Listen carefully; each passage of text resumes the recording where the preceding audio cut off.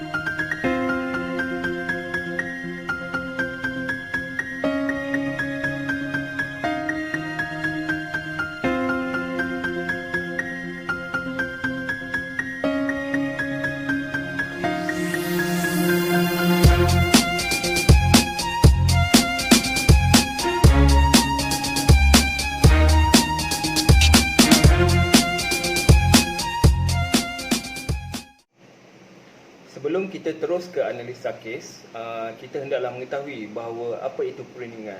Perundingan dalam kamus Dewan bermaksud perhitungan, perkiraan, perbincangan dan perbicaraan dengan lebih mendalam tentang sesuatu hal. Sikap yang perlu ada dalam perundingan adalah seperti empati, daya kesabaran yang tinggi, penilaian terhadap pihak lawan, kebolehan memberi konsesi tanpa menjejaskan kedudukan sendiri, bersikap adil dan mampu menggunakan pendekatan yang inovatif. Nama saya Muhammad Syafiq bin Muhammad Syukri, nombor kad metrik 250134. Di sini saya akan menceritakan tentang latar belakang kes, iaitu kes pembunuhan Kim Jong Nam, abang kepada Kim Jong Un, iaitu pemimpin Korea Utara.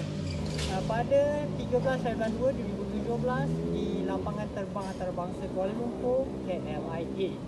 So beberapa kenyataan daripada pihak Korea Utara menyatakan bahawa pembunuhan ini adalah dirancang dan dilakukan oleh ejen Korea Utara iaitu Reconnaissance General Bureau, dan dalangnya adalah Kim Jong Un sendiri.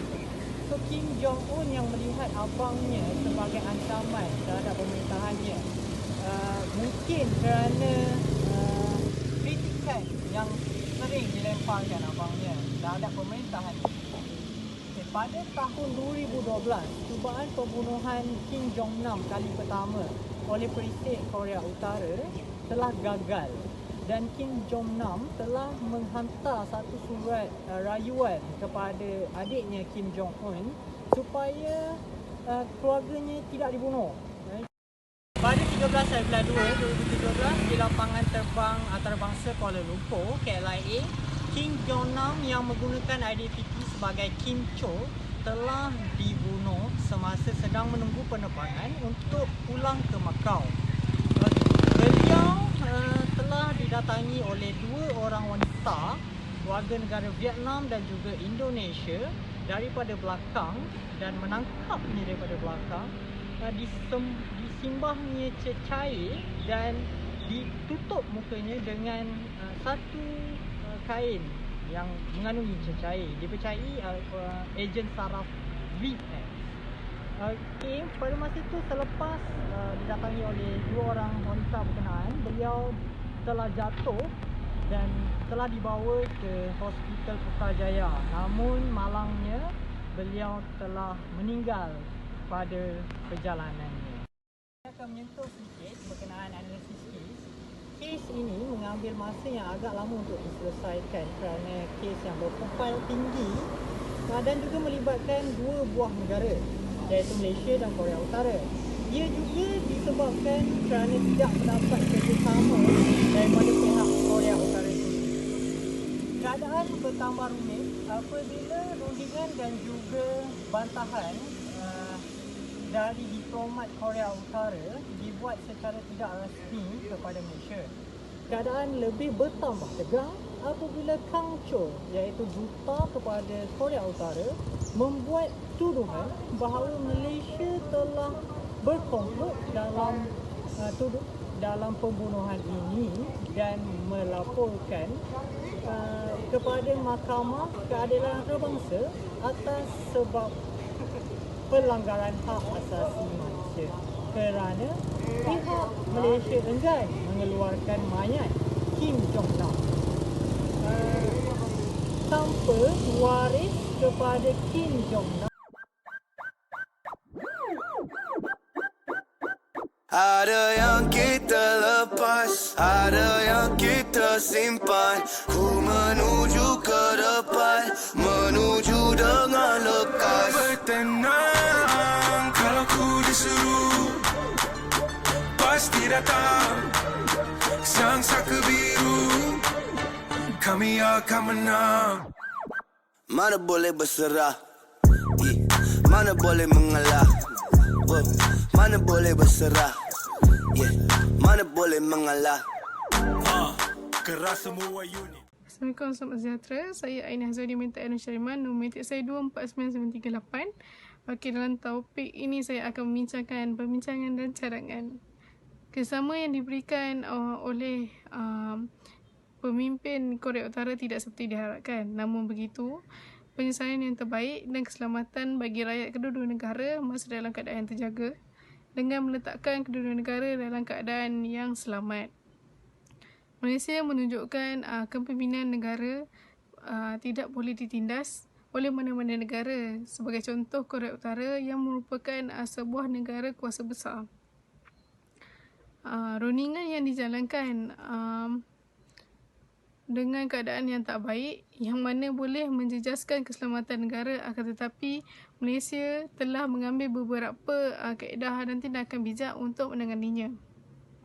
Tidak dinafikan apa yang berlaku ke atas Malaysia dan Korea Utara adalah satu konflik yang sukar untuk diselesaikan.